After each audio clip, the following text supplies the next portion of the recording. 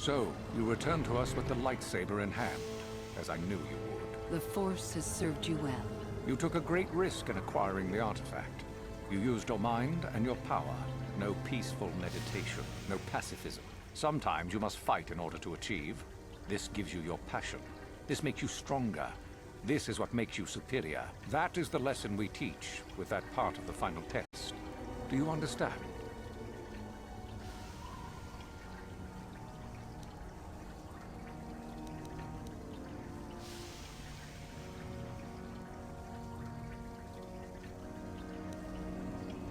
When a Jedi acts, it is with skill, true.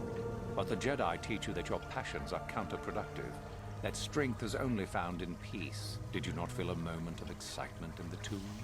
Did your passions not flow and make you feel stronger and more alive? What purpose would be served by restricting yourself from such? I would say only the purpose of the Jedi. Through this, they would control you and restrict your potential.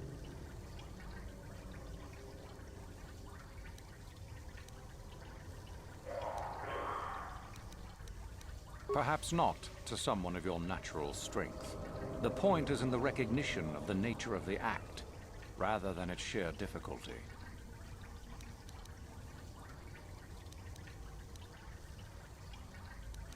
Good. The last part of your test will now commence. Here, you will learn the lesson of competition. All life must compete in order to flourish. Such is the natural way of the universe. To stand still is to know death.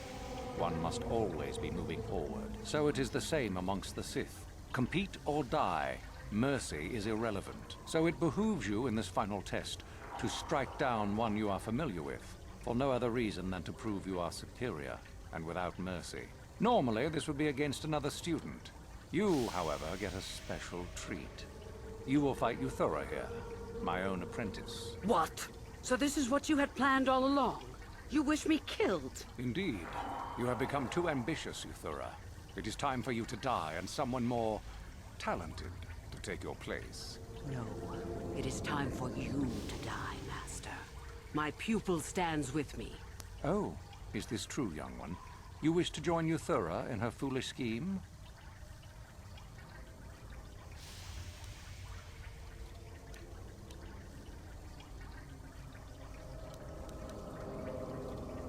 Do you hear that, my master? That is the sound of a new leader rising to replace you. So the time has come, has it? You both wish to stand against a Sith Master and perish, do you? Then so be it!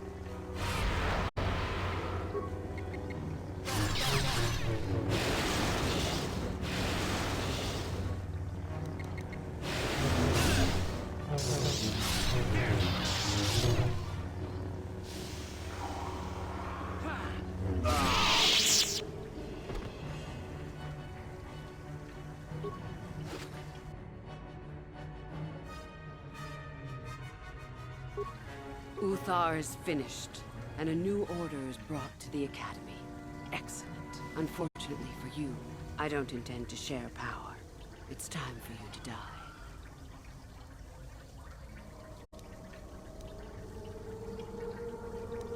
As if I would ever believe that. Defend yourself if you dare.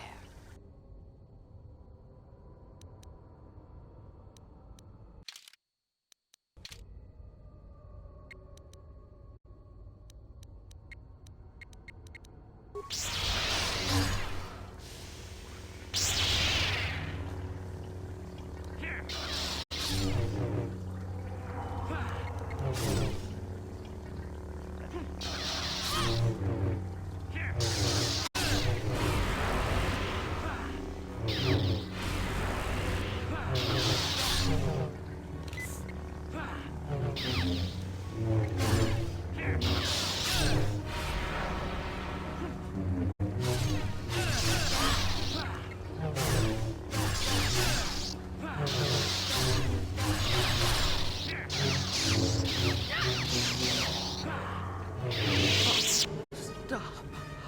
I healed. You are too strong for me. Gather your hatred and strike me down if that is your will.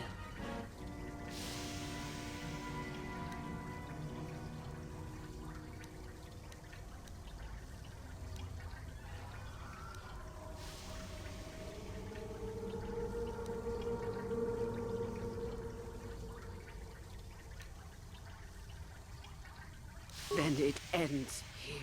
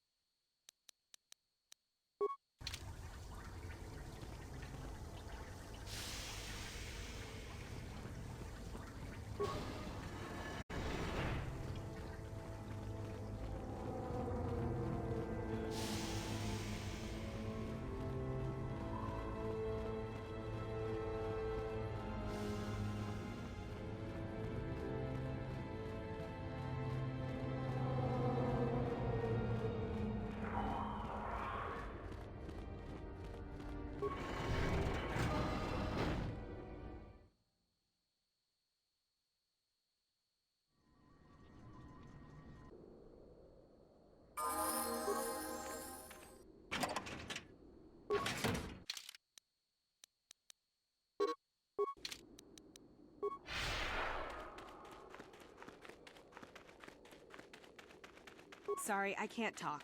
We have to excavate this valley with hand instruments. There's all kinds of old traps left behind that still work. Sorry, I can't talk. We have to excavate this valley with hand instruments. There's all— Beware of the Tukata. They are a pack beast that have their nests in one of the tombs. We fight them off as best we can.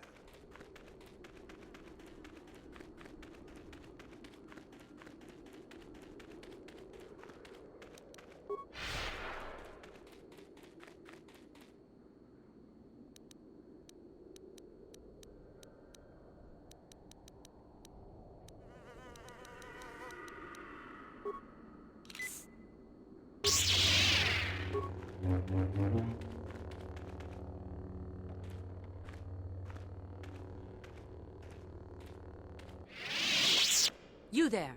How is it that you're leaving Nagasadow's tomb by yourself? You went in for your final test, didn't you? Where is Master Uthar?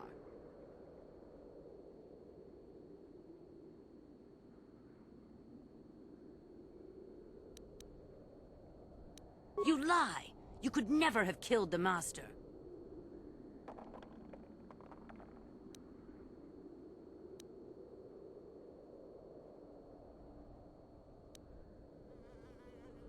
You are not Revan. Quick, attack the traitor! But even if it's not Revan, what if Master Uthar is actually dead? Someone who could kill the Master. If Master Uthar is dead, then he was a weak fool. Now attack! I shall be the new Dark Lord of Korriban.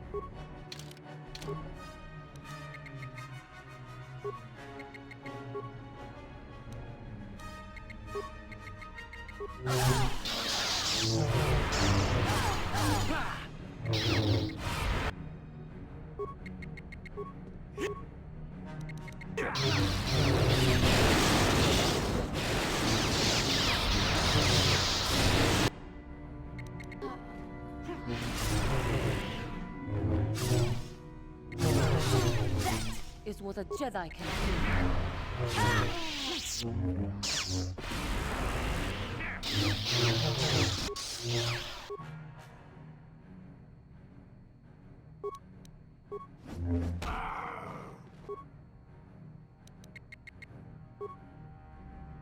Yes?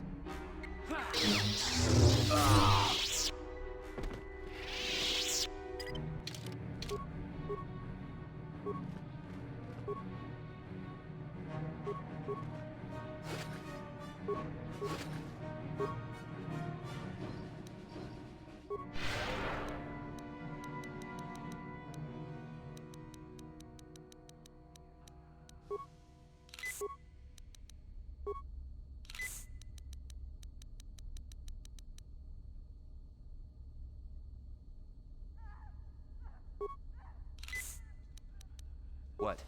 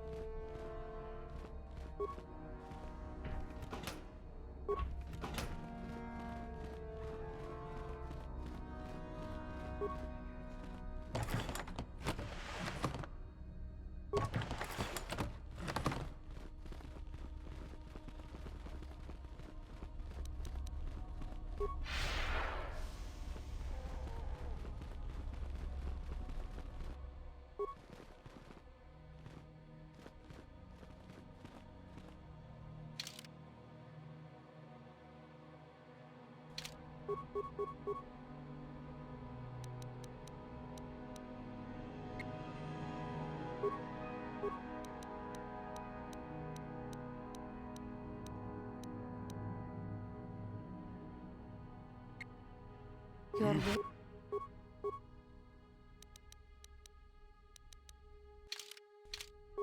Yes. Your Yes. wish.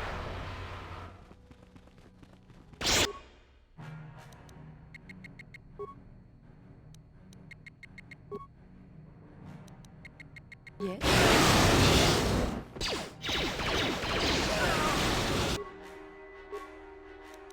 What?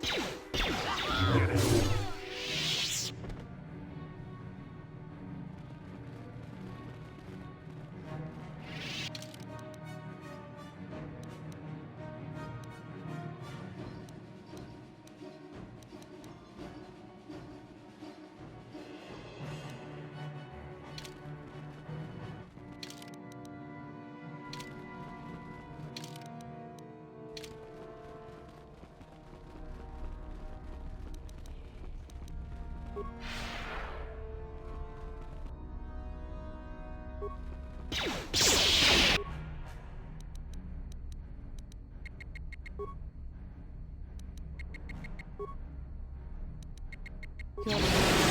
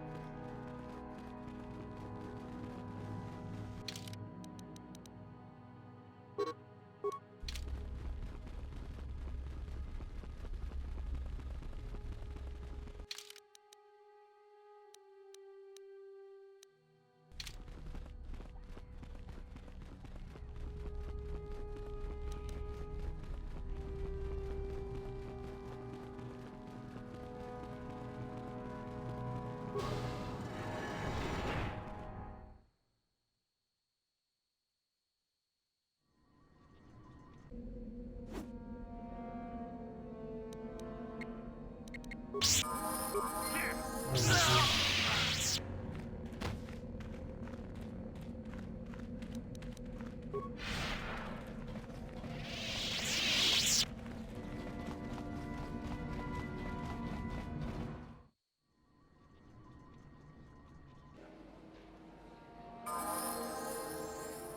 are so lucky. You got accepted into the academy, didn't you? I'm beginning to... You are one of the Sith from the Academy, yes? Would you happen to be... Chiwi aita ka chong chicha.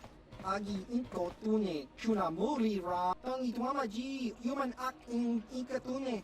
Chon muri ra. Cha skronki to patslemo. Chi ita kang... Kimba no konik dot.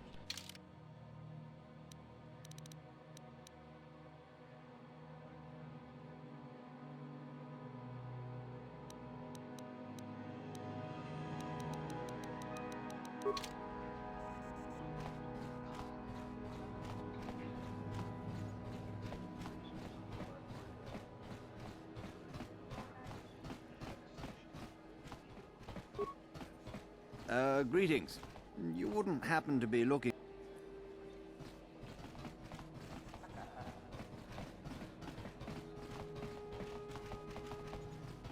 Tingkuin ko ka. Kimba ni Chalora kun. Tung abashun ni... Patoga yakfuli ko kala Gigi. Tingkuin ko ka. Tanghit wana ji sarkat agi. Neka badubaka. Patisa. Kon muking ba no kun. Kakincha.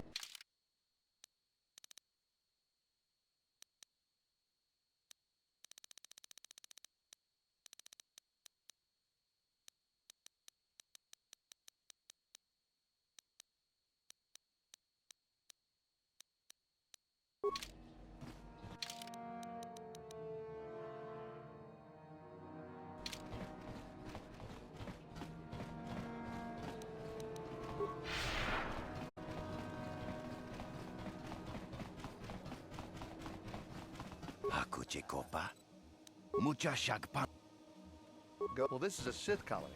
They're the law here. I'm here only to protect Zerka's interests.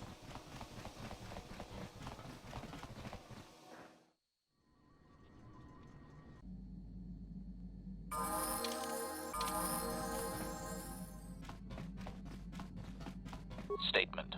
HK-47 is ready to serve.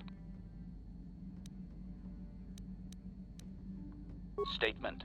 Yes, Master. You created me shortly after you and your apprentice began your war to conquer the galaxy. I was sent on an assassination mission into Mandalorian space, but I was damaged and unable to return to you.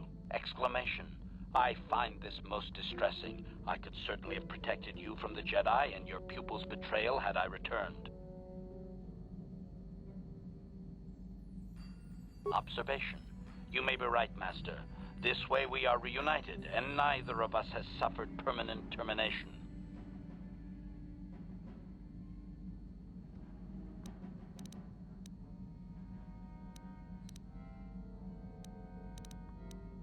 Answer.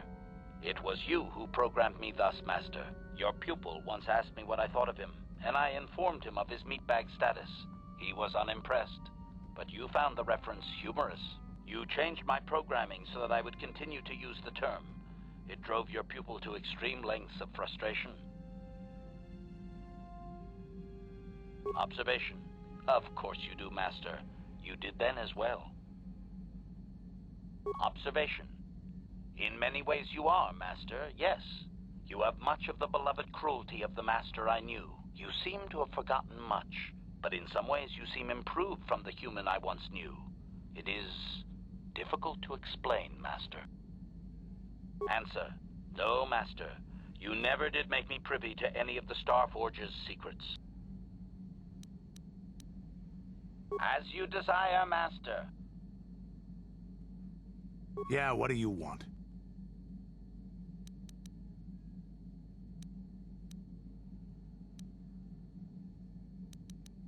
Your choice.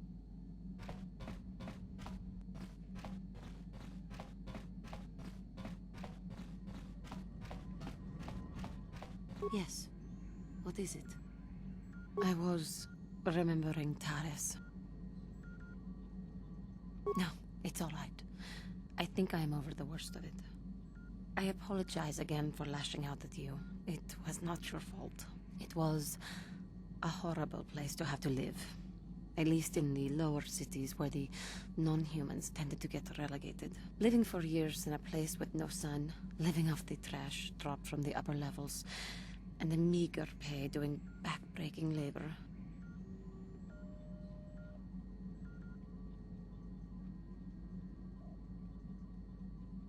There was always the danger of rakuls coming up from the sewers, or more mundane predators living and working in the area.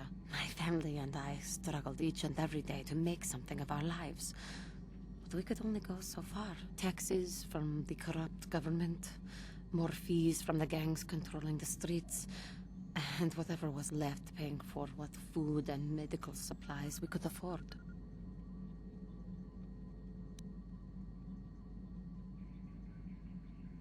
And of course, there was the constant bigotry and hate from the more affluent and human citizens, lording their wealth over us living below. Every once in a while, a rich human would come down through the lower levels with his droid entourage just to see how the wildlife lived, and laughed at the mockeries that were our successes. But I have come to meet many decent humans in my travels since those days. Indeed, some of the greatest people I have ever met are human.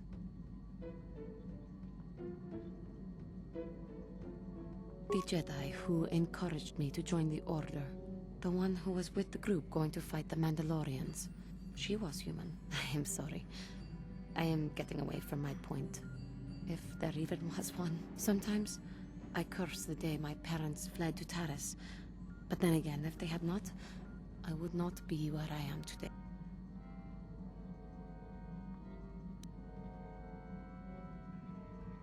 Another story for another time. For now, we must continue our own epic, to save the galaxy, if we can.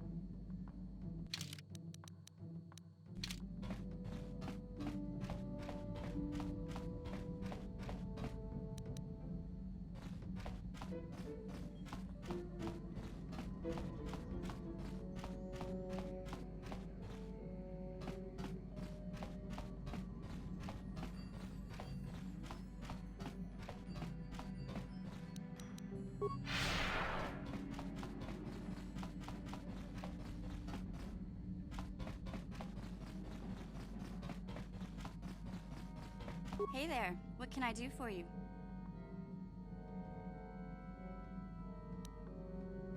I want to thank you for helping me with Griff. You did everything you could for my brother, more than most people would have. I know it might look like it didn't make any difference in the end. Griff's in debt and on the run like usual. But at least I know we tried to help him.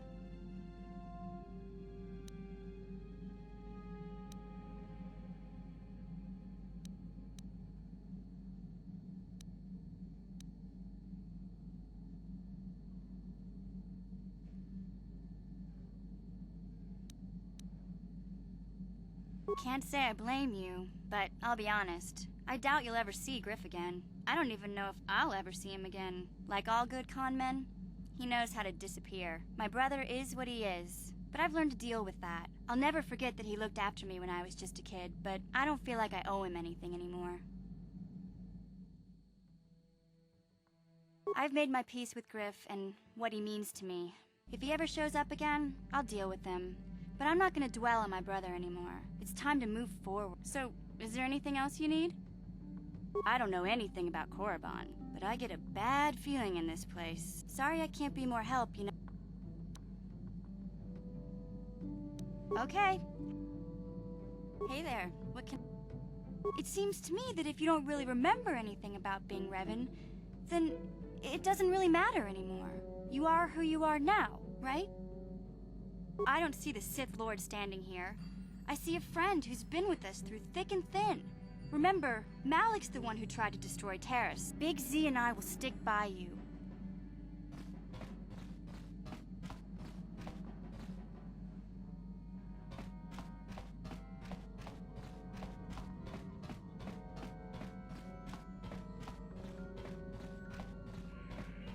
Yes, what's on your mind? You got it.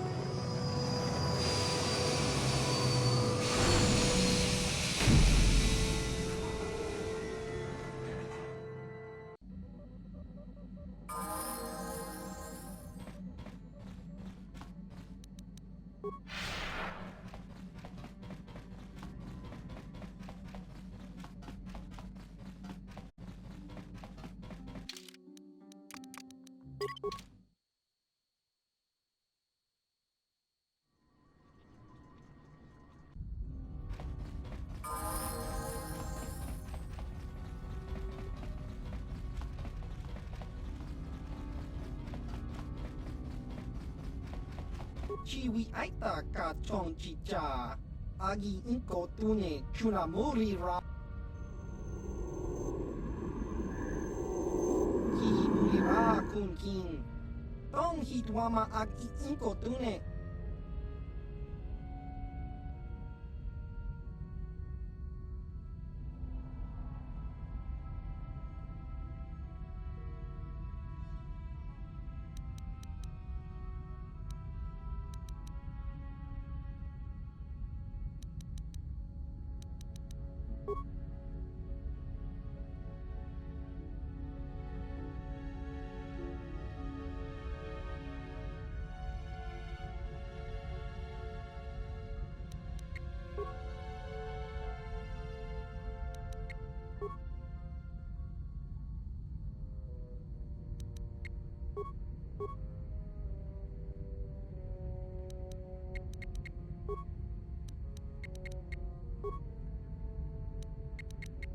What?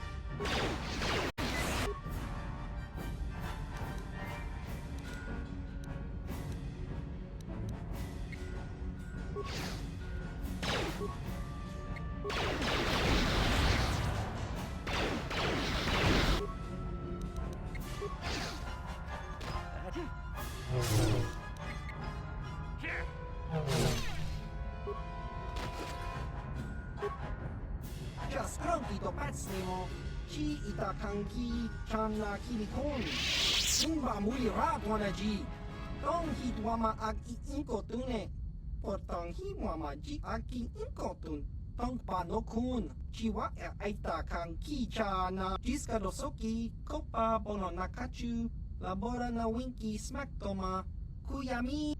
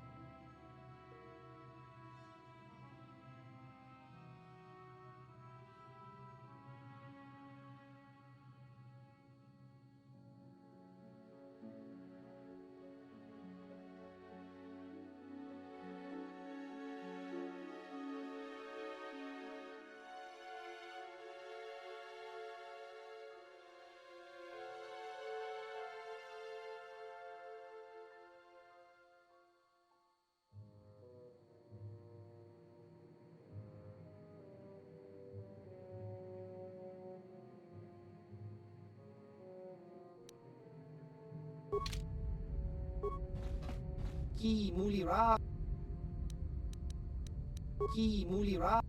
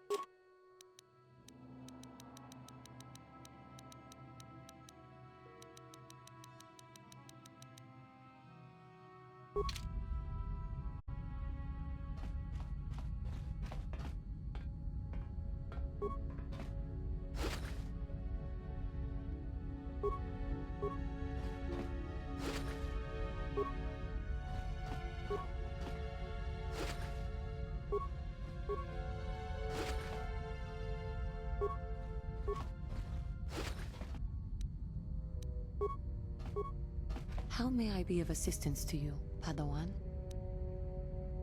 Of course.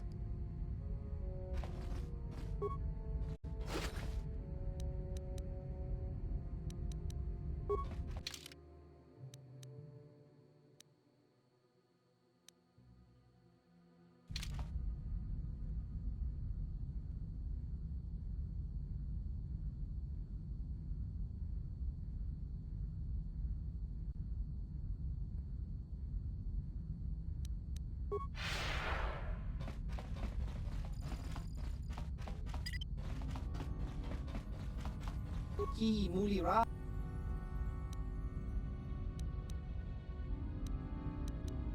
Tang itwamaji human act in ichuta. Ki mulira.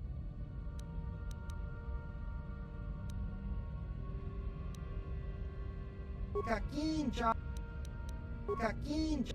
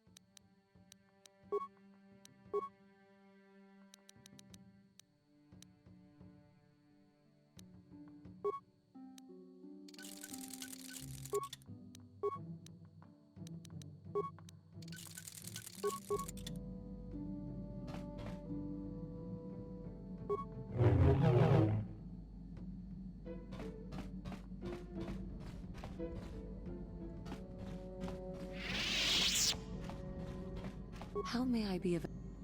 What is it you would like to speak to? Well, I mentioned before that my parents had fled to Taris. Perhaps I can tell you about that. In the early days of the Mandalorian War, there had been fighting closer to the Outer Rim worlds.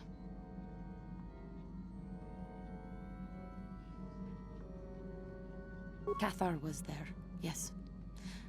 My people had a great reputation as warriors, and that appealed to the Mandalore version of honor. They sought to test themselves against us, I think. Test themselves by bombing our world, slaughtering my people while they slept or while they ran.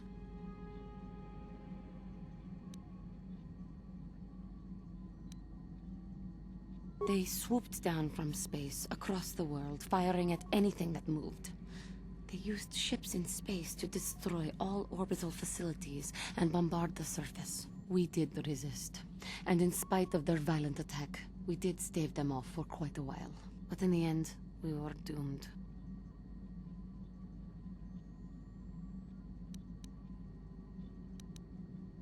We were not members of the Republic. KOTOR was beyond the edge of the Republic, in the Outer Rim. And besides, they could not have known. Our interstellar communications were the first things the Mandalores hit. All other short-range communicators were jammed. We were on our own. We knew what was coming. We had fought the Mandalorians in the first war against Exar Kun and the Sith. We knew there would be no mercy for us. The most we could do was pack the few of our people who survived onto what few ships remained and send them off into space as fast as they could. Most did not make it. My parents carried me as a baby with them and were lucky enough to escape. They fled as far as they were able and eventually settled on Taris. They could stand running no further, I think. But Taris was a horrible choice. Dominated by humans, intolerant of other species, it made everyday life unnecessarily hard. My father turned to stimulants. He spent much of his time in local bunkers, but we are free. It runs through our blood. When he became stimulated, he became foolish. It is warrior nature of the best of him. So he would get intoxicated, and he would fight. And finally, one day, he would die.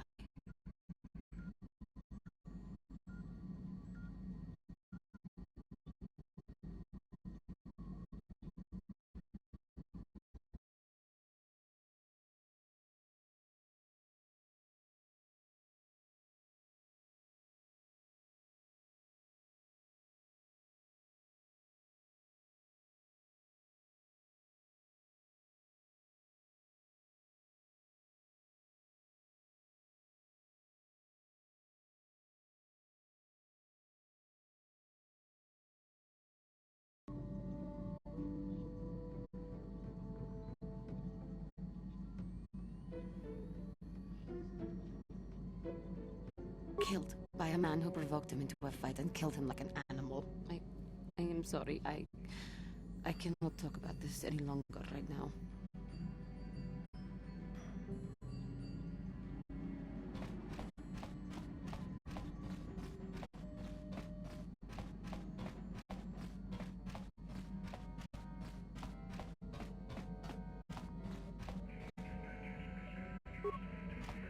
Yes, what's on your mind?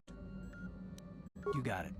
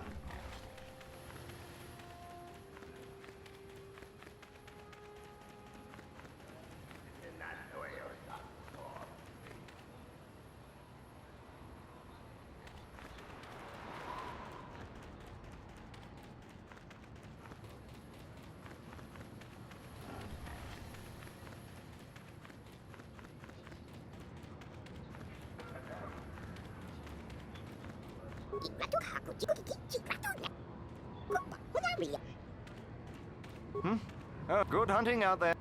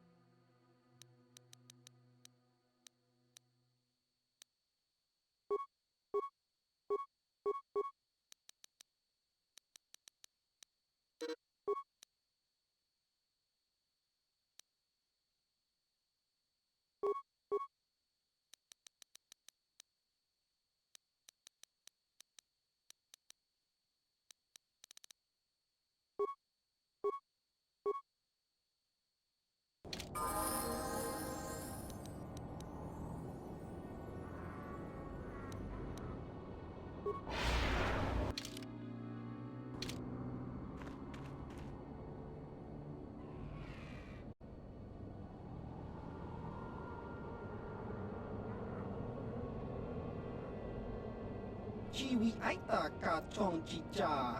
Agi inko tune chuna muri ra. Tangi wama jiko na.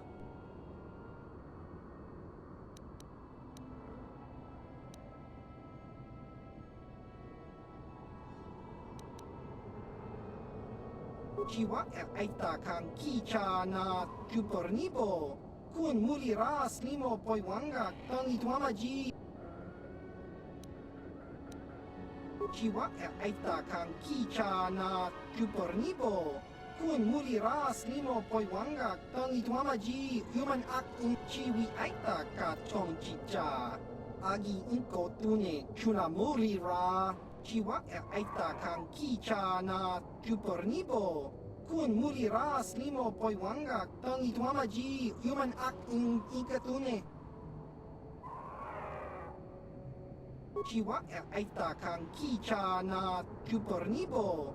Kun mutka kincha na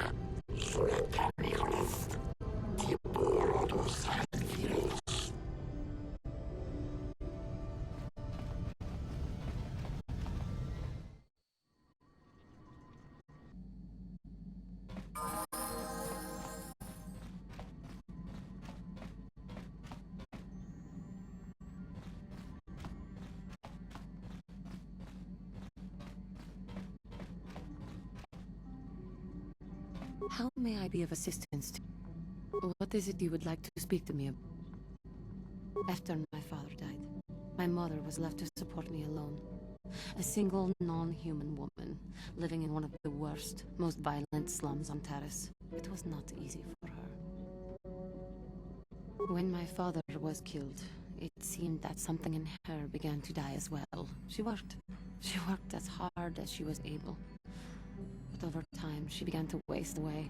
I later learned that she was unable to get enough money to feed both of us, and had to start borrowing from the exchange, a band of cutthroats and smugglers.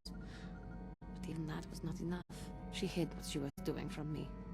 She gave most of her food to me so that I would be strong, but she herself was suffering deeply from it. In the end, she could go on no longer, and collapsed at the cantina where she worked one day. She never recovered. There was nothing really that I could do for her. She left me no money, and no doctor would see her without being paid first. I sat by her bed for days as she lay there dying. I never want that to happen to someone I care about ever again. But there was still the money she had borrowed. She had never paid it back and made no provisions for her death. You must understand. The exchange is brutal. They care nothing for the life of a sentient being.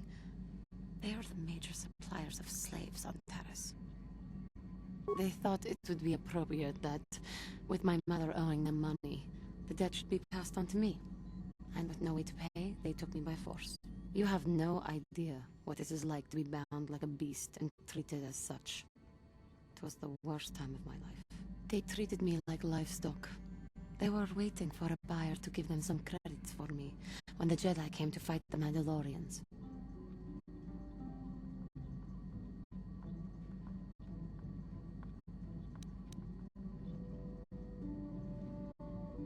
The Jedi could not abide by what they saw there, and drove the exchange from the face of the world, freeing those of us imprisoned there. But the Jedi soon left to fight their war, and I was left with a dream. I swore that I would become a Jedi. As soon as I had enough money to do it, I bought passage on a freighter headed for Dantooine, and we both know what has happened since then.